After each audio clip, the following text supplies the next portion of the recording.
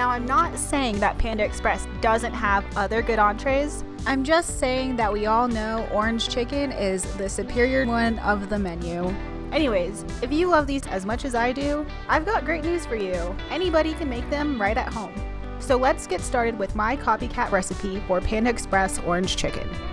First, I start off with about 2 pounds of boneless, skinless chicken thighs. Could use chicken breasts, however, chicken thighs take a lot longer to overcook than breasts do. They're just more likely to give you a nice tender nugget. That sounds weird, nugget. I don't know if I like calling it that. I trim off the excess fat and then cut these into about 1 inch or bite-sized pieces. Then I'm going to toss them with a heavy pinch of salt.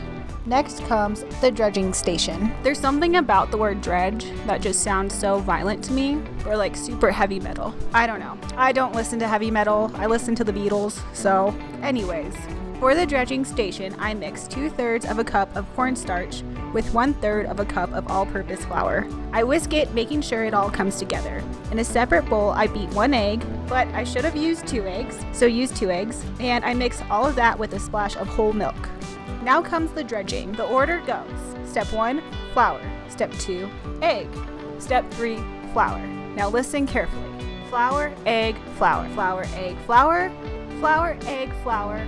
Flour, egg, flour. Did I say that enough times so that you don't accidentally mix it up? Good, because I've never mixed up the order before. So here we go. First we dredge in flour, then the egg, then back over to the flour. When we go back over to the flour, we really want to push those dry ingredients into the chicken and make sure all the wet spots are completely covered. Now we're going to start frying. For me personally, I'm a pan fry kind of girl.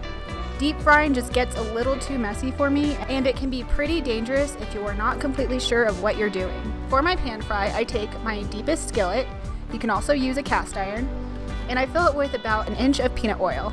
Canola oil also works, but I like the smell of peanut oil better.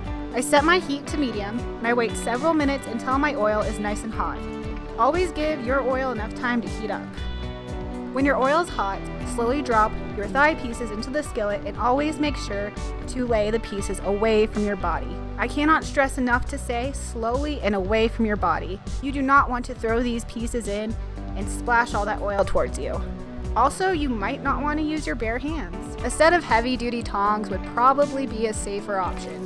I let those fry for about 2 to 2.5 minutes, and then I flip them over and let them fry for another 2 to 2.5 minutes. 2 to 2.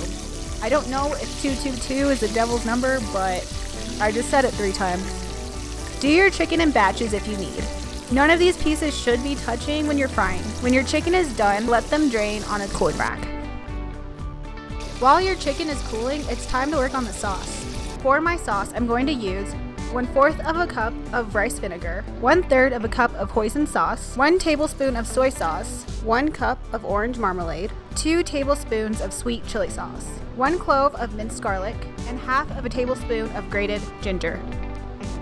I bring that to a boil and let that boil for about 5 minutes.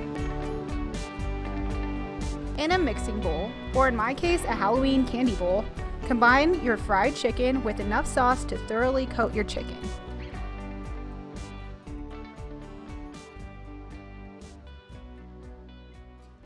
And there you have it.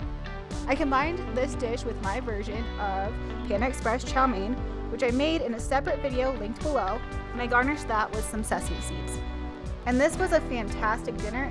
I hope you give this recipe a try, and thank you so much for watching.